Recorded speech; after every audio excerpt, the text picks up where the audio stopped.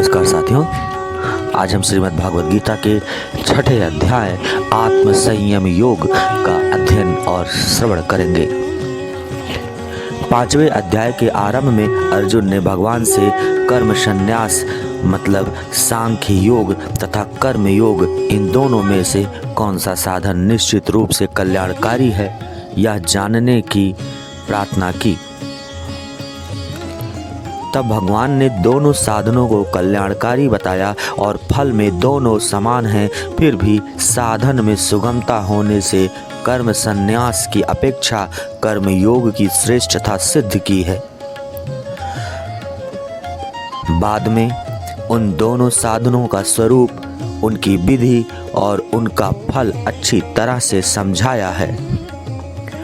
इसके उपरांत उन दोनों के लिए अति उपयोगी और मुख्य उपाय समझकर संक्षेप में ध्यान योग का भी वर्णन किया है। लेकिन उन दोनों में से कौन सा साधन करना यह बात अर्जुन स्पष्ट रूप से नहीं समझ पाए और ध्यान योग का अंग अप्रत्यंग सहित संपूर्ण वर्णन नहीं हो पाया था।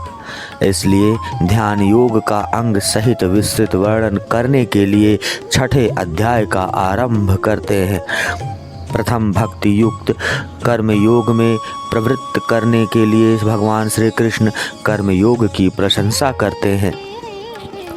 श्री भगवान बोले, जो पुरुष कर्मफल का आश्रय न लेकर करने योग्य कर्म करता है वह सन्यासी तथा योगी है और केवल अग्नि का त्याग करने वाला सन्यासी नहीं है तथा केवल क्रियाओं का त्याग करने वाला योगी नहीं है। हे अर्जुन, जिसको सन्यास ऐसा कहते हैं उसी को तू योग जान, क्योंकि संकल्पों का त्याग न करने वाला कोई भी पुरुष योगी नहीं होता। योग में आरूढ़ होने की इच्छा वाले मननशील पुरुष के लिए योग की प्राप्ति में निष्काम भाव से कर्म करना ही हेतु कहा गया है और योगारूढ़ हो जाने पर उस योगारूढ़ पुरुष का जो सर्व संकल्पों का अभाव है वही कल्याण में हेतु कहा गया है। जिस काल में ना तो इंद्रियों के भोगों में और ना कर्मों में ही आसक्त होता है, उस काल में सर्व संकल्पों का त्यागी पुरुष योगारूढ़ कहा जाता है। अपने द्वारा अपना संसार समुद्र से उद्धार करें और अपने को अधोगति में ना डालें, क्योंकि यह मनुष्य आप ही तो अपना मित्र है और आप ही अपना शत्रु। जिस जीवात्मा द्वारा मन और इंद्रियों सहित शरीर जीता हुआ है उस जीवात्मा का तो वह आप ही मित्र है, और जिसके द्वारा मन तथा इंद्रियों सहित शरीर नहीं जीता गया है उसके लिए वह आप ही शत्रु के सदृश शत्रुता में बरतता है। सर्दी गर्मी और दुख सुखादि में तथा मान और अपमान में जिसके अंतःकरण की वृत्तियां भली भांति शांत हैं, ऐसे स्वाधीन आत्मा वाले पुरुष के ज्ञान में सच्चिदानंद घन परमात्मा सम्यक प्रकार से स्थित है, अर्थात उनके ज्ञान में परमात्मा के सिवा अन्य कुछ है ही नहीं। जिसका अंतःकरण ज्ञान विज्ञान से तृप्त है, जिसकी स्थिति विकार रहित है, उसकी इंद्रियां भली भांति जीती हुई हैं और जिसके लिए मिट्टी पत्थर और सुवर्ण समान है, वह योगी युक्त अर्थात भगवत प्राप्त है, ऐसा कहा जाता है। सुहृद बैरी मित्र उदासीन मध्यस्थ द्वेष और बंधुगणों में धर्मात्माओं में और पापियों में भी समान भाव रखने वाला अत्यंत श्रेष्ठ है।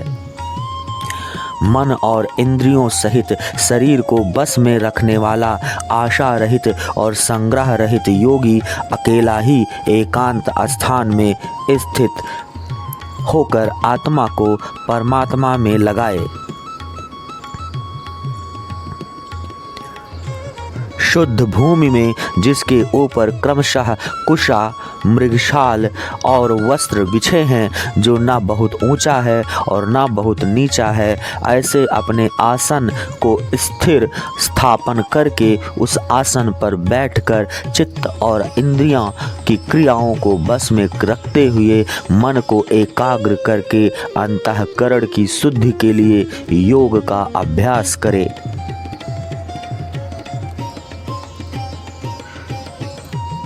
काया, सिर और गले को समान एवं अचल धारण करके और स्थिर होकर अपनी नासिका के अग्रभाग पर दृष्टि जमा कर अन्य दिशाओं को न देखता हुआ ब्रह्मचारी के व्रत में स्थित भय रहित तथा भली भांति शांत अंतःकरण वाला सावधान योगी मन को रोककर मुझ में चित्त वाला और मेरे परायण होकर स्थित होए। वश में किए हुए मन वाला योगी इस प्रकार आत्मा को निरंतर मुझ परमात्मा के स्वरूप में लगाता हुआ मुझ में रहने वाली परमानंद की पराकाष्ठा रूप को शांति को प्राप्त होता है। हे अर्जुन, वह योग ना तो बहुत खाने वाले का, ना बिल्कुल ना खाने वाले का, ना बहुत शयन करने वाले के स्वभाव वाले का और ना सदा जागने वाले का ही सिद्ध होता है। दुखों का नाश करने वाला योग तो यथा योग्य आहार विहार करने वाले का, कर्मों में यथा योग्य चेष्टा करने वाले का और यथा योग्य सोने तथा जागने वाले का ही सिद्ध होता है। अत्यंत वश में किया हुआ चित्त जिस काल में परमात्मा में ही भली भांति स्थित हो जाता है, उस काल में संपूर्ण भोगों से स्पृहा रहित पुरुष योग युक्त है, ऐसा कहा जाता है। जिस प्रकार वायु रहित स्थान में स्थित दीपक चलायमान नहीं होता, वैसे ही उपमा परमात्मा के ध्यान में लगे हुए योगी के जीते हुए चित्त की कही गई है। योग के अभ्यास से निरुद्ध चित्त जिस अवस्था में उपराम हो जाता है और जिस अवस्था में परमात्मा के ध्यान से शुद्ध हुई सूक्ष्म बुद्धि द्वारा परमात्मा को साक्षात करता हुआ सच्चिदानंद घन परमात्मा में ही संतुष्ट रहता है, इंद्रियों से अतीत केवल शुद्ध हुई सूक्ष्म बुद्धि द्वारा ग्रहण करने योग्य जो अनंत आनंद है, उसको जिस अवस्था में अनुभव करता है और जिस अवस्था में स्थित यह योगी परमात्मा के स्वरूप से विचलित होता ही नहीं, परमात्मा की प्राप्ति रूप जिस लाभ को प्राप्त होकर उससे अधिक दूसरा कुछ भी लाभ नहीं मानता और परमात्म प्राप्ति रूप जिस अवस्था में स्थित योगी बड़े भारी दुख से भी चलायमान नहीं होता, जो दुख रूप संसार के संयोग से रहित है तथा जिसका नाम योग है, उसको जानना चाहिए।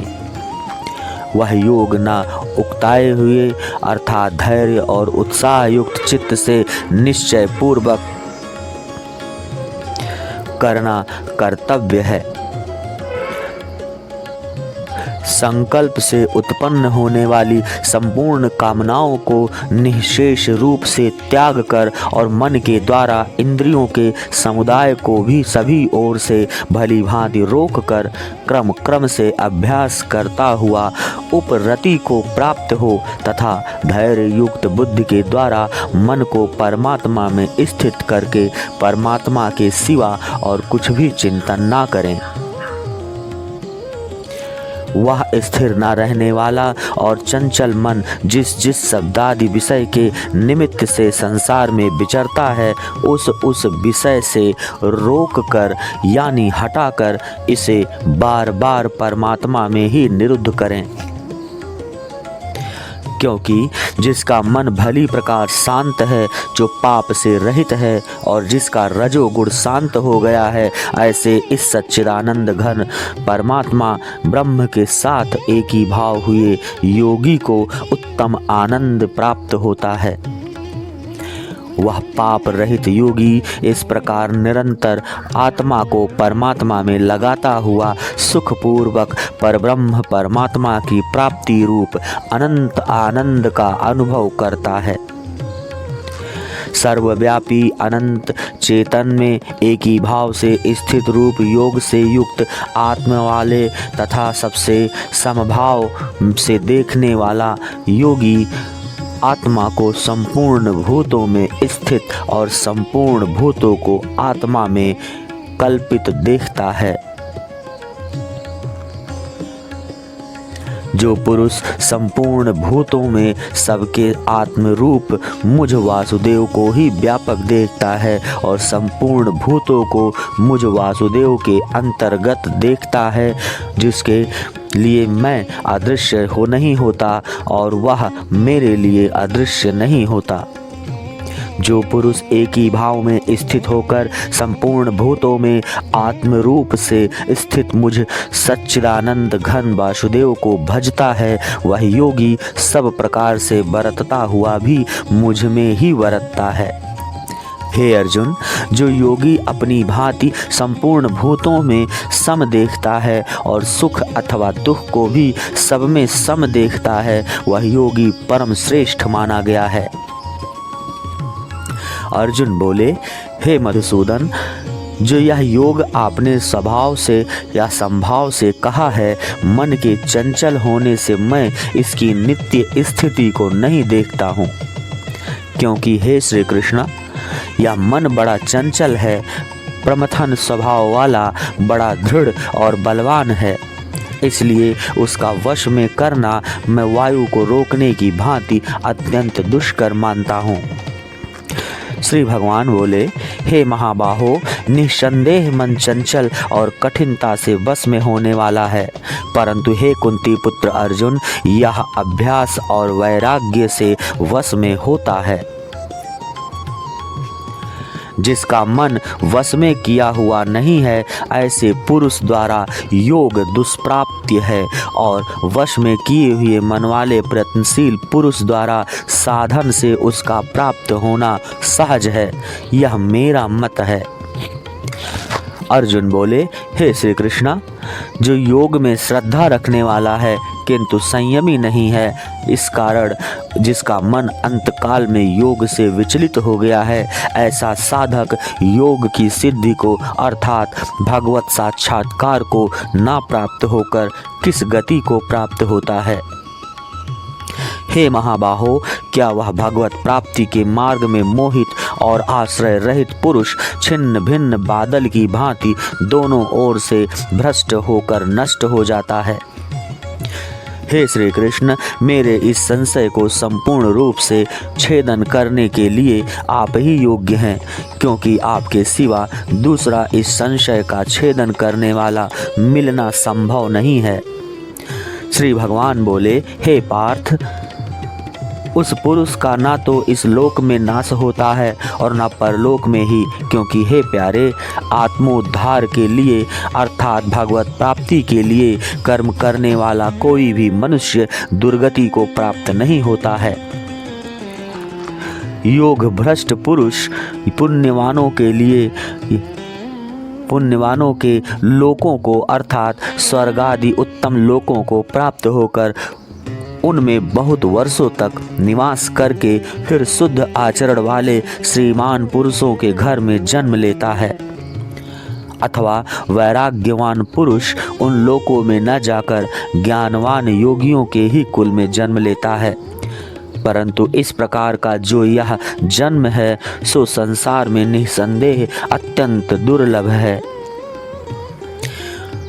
वहाँ उस पहले शरीर में संग्रह किए हुए बुद्धि संयोग को अर्थात समबुद्धि रूप योग के संस्कारों को अनायास ही प्राप्त हो जाता है। और हे कुरुनंदन, उसके प्रभाव से वह फिर परमात्मा की प्राप्ति रूप सिद्धि करने के लिए पहले से भी बढ़कर प्रयत्न करता है। वह श्रीमानों के घर में जन्म लेने वाला योग भ्रष्ट पराधीन हुआ भी उस पहले के अभ्यास से ही निसंदेह भगवान की ओर आकर्षित किया जाता है।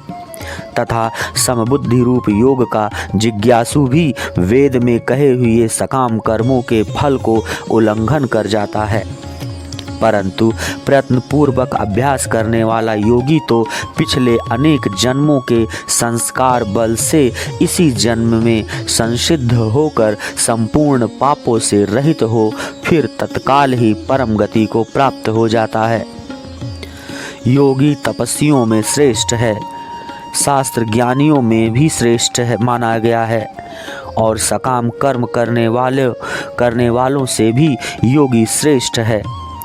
इससे हे अर्जुन, तू योगी हो। संपूर्ण योगियों में भी जो श्रद्धावान योगी मुझ में लगे हुए अंतरात्मा से मुझको निरंतर भजता है, वह योगी मुझे परम श्रेष्ठ मान्य है।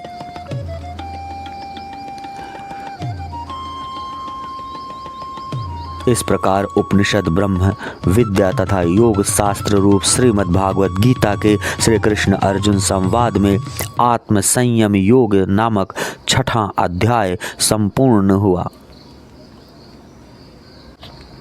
तो साथियों, श्रीमद् भागवत गीता के अगले अध्याय का श्रवण और मनन करने के लिए कृपया चैनल को सब्सक्राइब करें, लाइक करें और शेयर करें और नोटिफिकेशन बेल को ऑन करें।